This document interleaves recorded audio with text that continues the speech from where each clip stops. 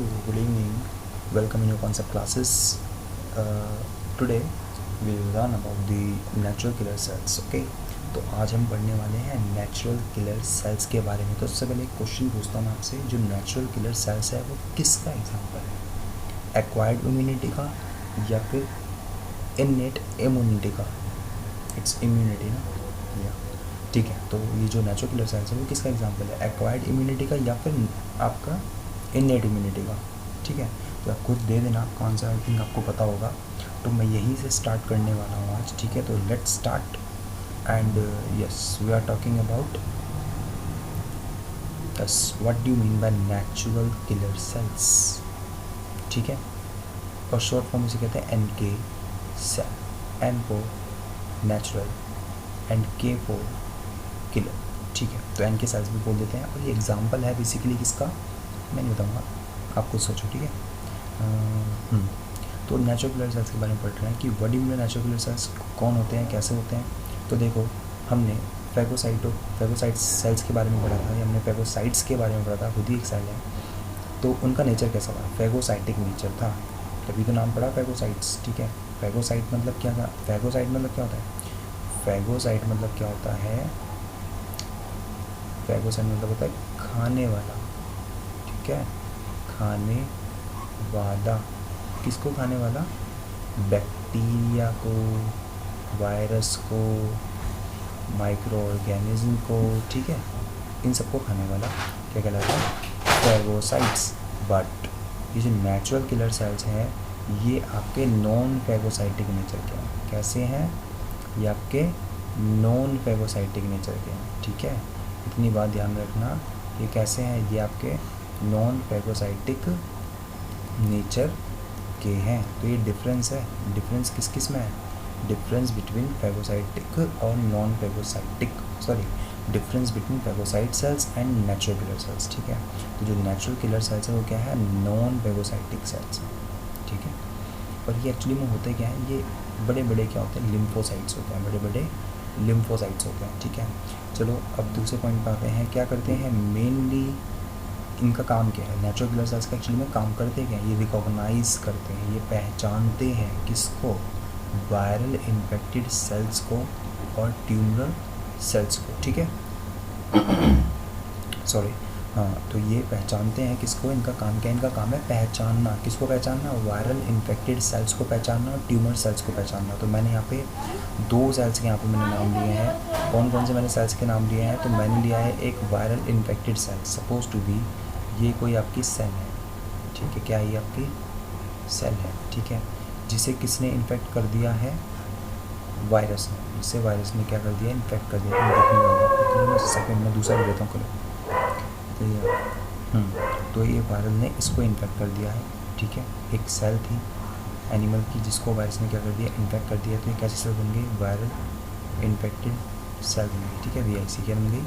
कैसे बन गई? Viral infected cells. तो ये रिकॉग्नाइज कौन करेगा इसको? VIC को, वायरल इन्फेक्टेड सेल्स को रिकॉग्नाइज कौन करेगा? नेचुरल किलर सेल्स रिकॉग्नाइज करेंगे. ठीक है, और दूसरी सेल्स को भी रिकॉग्नाइज कौन करेगा? नेचुरल किलर सेल्स करेंगे. ये कौन सी सेल्स है दूसरी वाली? ये है आपकी ट्यूमर सेल्स. अब ये ट्यूमर क्या होता है? तो ट्यूमर बचा होता है आपका क्या? कैंसर्स वाली सेल्स. ठीक है, कैंसर सेल्स को क्या बोलते हैं? ट्यूमर सेल्स बोलते हैं. ठीक है, तो इतनी बात यहाँ तक समझ में आई होगी, आई हो कि आपका नेचुरल किलर जो होता है वो नॉन फेगोसाइटिक नेचर में होता है. ठीक है, और लार्ज लिम्फोसाइट्स होता है, रिकॉग्नाइज करता है किसको? वायरल इन्फेक्टेड सेल्स को और ट्यूमर्स को. ठीक है, नाउ अब नेक्स्ट पॉइंट देखते हैं कि डिस्ट्रॉय करता है किसको? डैम मतलब किसको डिस्ट्रॉय करेगा? दोनों सेल्स को. ठीक है, ट्यूमर सेल्स को और इन वायरल इन्फेक्टेड सेल्स को डिस्ट्रॉय करता है. कैसे डिस्ट्रॉय करेगा? साइटोलाइजिन की हेल्प से. ठीक है, तो ये जो आपका नेचुरल किलर सेल है, ये जो आपका नेचुरल किलर सेल है, ये डिस्ट्रॉय कर देता है दोनों सेल को, वायरल इन्फेक्टेड सेल को और ट्यूमर सेल को. कैसे? किसकी हेल्प से? साइटोलाइजिन की हेल्प से. ठीक है, जिससे अब ये क्या कर रहा है? ये डिस्ट्रॉय कर दे रहा है. ठीक है, किल कर दे रहा है. किसको किल कर दे रहा है? किसको डिस्ट्रॉय कर दे रहा है? तो डिस्ट्रॉय कर दे रहा है किसको? आपकी दोनों सेल्स को, वायरल इन्फेक्टेड सेल्स को, ट्यूमर सेल्स को. इसीलिए इसको क्या नाम दे दिया है? Killer cells. ठीक है, नेचुरल पाया जाता है हमारी बॉडी के अंदर, ठीक है, नेचुरल पाया जाता है हमारी बॉडी के अंदर, क्योंकि ये किसका एग्जांपल है, ये इननेट इम्यूनिटी का एग्जांपल है, ठीक है। इननेट इम्यूनिटी में सब नेचुरली पाया जाता है, बाय बर्थ होता है, ठीक है। तो नेचुरली पाया जाता है और क्या करता है, किल करता है। क्या है ये, सेल है, तो नेचुरल किलर सेल, ठीक है, नेचुरल किलर सेल, ठीक है। ये ध्यान रखना यहाँ पर, ठीक है। आई होप ये पॉइंट्स आपको समझ में आए होंगे। और अगर चलो एक बार जल्दी से रिवाइज़ कर लो, ठीक है, जल्दी से रिवाइज़ कर लेते हैं। सो लेट्स स्टार्ट, एक मिनट रफ कर लेता हूँ मैं, देखता, ठीक है। ओके ओके ओके ओके, हाँ जी, किस किस ने क्या क्या पढ़ा वैसे अब तक? भैया हिसाब किताब भी देख रहे हो जरा पढ़ाई वढ़ाई का, कि क्या पढ़ रहे हो क्या नहीं पढ़ रहे, समझ रहे हो बात में क्या कह रहा हूँ, समझ रहे हो ना। टाइम बीतता जा रहा है, आधे में तो रजिस्टर भी नहीं बनाए होंगे काम करने के लिए, है ना। सही कह रहा हूँ बिल्कुल, ठीक है। चलो रिवाइज कर लेंगे। नेचुरल किलर सेल्स के बारे में पढ़ेंगे, ठीक है। क्या थे ये, नॉन फैगोसाइटिक नेचर के होते हैं, ठीक है। बेसिकली क्या होते हैं, लार्ज लिम्फोसाइट्स होते हैं। नेचर कैसा होता है, नॉन फैगोसाइटिक नेचर होता है, ठीक है। रिकॉग्नाइज करते हैं किसको, काम क्या होता है रिकॉग्नाइज करना, किसको रिकॉग्नाइज करते हैं, वायरल इन्फेक्टेड सेल्स को रिकॉग्नाइज करते हैं और ट्यूमर सेल्स को रिकॉग्नाइज करते हैं, और इन दोनों सेल को किल करते हैं, ठीक है, डिस्ट्रॉय करते हैं इन दोनों सेल्स को। किसकी हेल्प से, साइटोलाइजिन की हेल्प से। इसलिए इसको क्या बोलते हैं, किलर सेल्स बोलते हैं इसके लिए, इसीलिए इनको क्या बोलते हैं, किलर सेल्स इनको बोला जाता है, ठीक है। इसलिए इनको किलर सेल्स बोला जाता है। अब बेसिकली एक चीज़ यहाँ पे ही आती है कि इंटरफेरॉन क्या है। पहले मैं इसको अच्छे से साफ कर लेता हूँ ताकि बढ़िया दिखे, ठीक है। इंटरफेरॉन क्या होता है, इंटरफेरॉन्स, नाम लेना सीखो, इंटरफेरॉन्स, ठीक है। ये होता क्या है, क्या काम है इसका, कहाँ से आया है, कहाँ को जाएगा, किसे बस पाएगा, ठीक है। तो हम इसी के बारे में बात करने जा रहे हैं, देखते हैं। हाँ जी, तो स्टार्ट करते हैं। देखो इंटरफेरॉन्स होता क्या है। सो इंटरफेरॉन आर एंटीवायरल ग्लाइकोप्रोटीन। तो एक आंसर मिल गया है, कैसा आंसर, कि ये क्या होता है, तो क्या की स्पेलिंग गलत होगी, ये क्या होता है, तो इंटरफेरॉन क्या होता है, तो ये क्या होता है, एंटीवायरल ग्लाइकोप्रोटीन होता है, ठीक है। तो इंटरफेरॉन क्या होता है, एंटीवायरल ग्लाइकोप्रोटीन होता है। कहाँ से प्रोड्यूस हो रहा है, दूसरा क्वेश्चन, ये आता है वायरल इन्फेक्टेड एनिमल सेल से, जिसको कि कौन किल कर रहा था, जिसको कि किल कर रही थी NK सेल, ठीक है। तो ये वायरल इन्फेक्टेड सेल से ही कौन आता है, ये आता है इंटरफेरॉन, वहाँ से निकल के।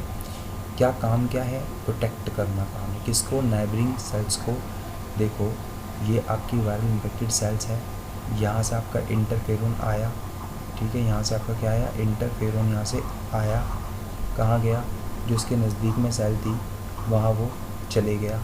देखो ये वाली सेल तो वायरस से इन्फेक्टेड हो ही चुकी है, लेकिन इंटरफेरॉन यहाँ से निकल के इनके पास जाके ये बता रहा है सभी को कि बेटा बच लो, वायरस आ चुका है, अपने अंदर कुछ ऐसी प्रोटीन बनाओ जिससे कि आप वायरस से लड़ सको, ठीक है। तो ये कौन बता रहा है, ये इंटरफेरॉन बता रहा है। तो यही वाली लाइन यहाँ पे लिखी है कि ये जो आपका इंटरफेरॉन है बताता है, स्टिमुलेट करता है नाइबरिंग सेल्स को सिंथेसाइज करने के लिए स्पेशल टाइप के प्रोटीन को, जो कि इंटरफेयर करें किसके साथ, वायरल रेप्लिकेशन के साथ इंटरफेयर करें। ये वायरल रेप्लिकेशन क्या है, यहाँ देखो कि रेप्लिकेशन मतलब 1 से 2 हो जाना, ठीक है। अब वायरस क्या करेगा, 1 से 2 होगा, लेकिन ऐसा कौन नहीं होने दे रहा है, ऐसा इंटरफेरॉन के द्वारा जो इन्फॉर्मेशन दी गई है नाइबरिंग सेल्स को, जिससे कि उन्होंने एक प्रोटीन बनाया है, वो क्या नहीं होने देगा, ये रेप्लिकेशन नहीं होने देगा, ठीक है। वायरल रेप्लिकेशन नहीं होने देगा, जिससे कि वायरस दूसरी सेल्स में नहीं जा पाएगा और दूसरी सेल्स को इन्फेक्ट नहीं कर पाएगा। तो ये एक्चुअली में खेल होता है सारा का सारा, ठीक है, कि भैया इंटरफेरॉन जाके बता देगा कि प्रोटीन आने वाले हैं तो बच लो। तो ये प्रोटीन इंटरफेरॉन बता देगा कि वायरस आने वाले हैं तो बच लो, ये प्रोटीन सिंथेसिस करेंगे नाइबरिंग सेल्स अपने अंदर और अपने आप को बचा लेंगे, ठीक है। और इसका एक और काम है किसका, इंटरफेरॉन का, ये एक्टिवेट करता है मैक्रोफेजेस को और NK सेल्स को रिकॉग्नाइज करने के लिए इन्फेक्टेड सेल्स को, ठीक है। तो मैक्रोफेज एंड एनके सेल्स, ठीक है, क्या करती है, रिकॉग्नाइज करती है इन्फेक्टेड सेल्स को। तो भैया जैसे ही इंटरफेरोन निकला बाहर, इसने एनके सेल्स को कान में जाके बताया, और किसको बताया, मैक्रोफेजेस को बताया कान में जाके कि भैया इन्फेक्टेड सेल्स को पहचानो, वो आ गए हैं, ठीक है। तो एनके सेल्स और मैक्रोफेजेस जो है तुरंत रेडी हो गए पहचानने के लिए और आगे एक्शन करने के लिए, ठीक है। तो यहाँ पे देखो ये डिवाइस जल्दी से हम कर लेते हैं यहाँ पर। इंटरफेरोन क्या होता है, तो क्या है इंटरफेरोन, क्या है इंटरफेरोन, तो एंटीवायरल ग्लाइकोप्रोटीन है। कहाँ से आता है, वायरल इन्फेक्टेड एनिमल सेल से आता है। किसको फंसाता है, किसको फंसाएगा, फंसाएगा तो किसको, वायरस को ही फंसाएगा, लेकिन किसको बचाता है, नाइबरिंग सेल्स को बचाता है, ठीक है। किससे बचाता है, वायरल इन्फेक्शन से बचाता है। क्या से बचाता है, स्टिमुलेट करता है, मैसेज देता है नाइबरिंग सेल्स को, ठीक है, सिंथेसाइज करने के लिए क्या, प्रोटीन को, जो कि प्रोटीन, वो प्रोटीन जो कि इंटरफेयर करेगा किसके साथ, वायरल रेप्लिकेशन के साथ। अब एक और फंक्शन क्या है इंटरफेरोन का, एक्टिवेट करना मैक्रोफेजेस को और इनके सेल्स को। क्यों भाई एक्टिवेट क्यों करेगा, रिकॉग्नाइज करने के लिए इन्फेक्टेड सेल्स को, ठीक है। तो ये ओवरऑल किसका फंक्शन है, ये इंटरफेरोन का ओवरऑल फंक्शन होता है, ठीक है। एग्ज़ाम में आएगा A to Z यही लैंग्वेज लिख देना, नंबर पूरे के पूरे 100% श्योर, ठीक है। चलो नेक्स्ट, समझ में आ रहा है ना, नहीं आया तो प्लीज़ कमेंट करके पूछना भैया, और जितने ज़्यादा वीडियो हो सके उतनी ज़्यादा शेयर करा करो, अपने दोस्तों को बुलाओ, सभी को बुलाओ, ठीक है, उनको भी थोड़ा इस चीज़ का मज़ा लेने दो, खुद ही खुद एंजॉय मत करे करो सारी चीज़ें, शेयरिंग नाम की भी चीज़ होती है, ठीक है। ओके चलो थोड़ी प्रोसेस देख लेते हैं इसकी, ठीक है ना, स्टार्ट करते हैं। पहले ज़रा इसको रफ कर लेते हैं, बहुत किच्चा हो रखा है, ठीक है। तो और बताओ, लाइफ में सब बढ़िया चल रहा है ना, क्या बढ़िया चल रहा है, दोस्तों से मिल नहीं पा रहे होगे घर पर बैठे बैठे मेरी तरह, है ना। कोई नहीं, पूजा करे करो घर में, सब ठीक हो जाए, भगवान करे बस, है ना, वही बचा सकते हैं भैया, और कौन बचाएगा, ठीक है, ठीक है। चलो स्टार्ट करते हैं।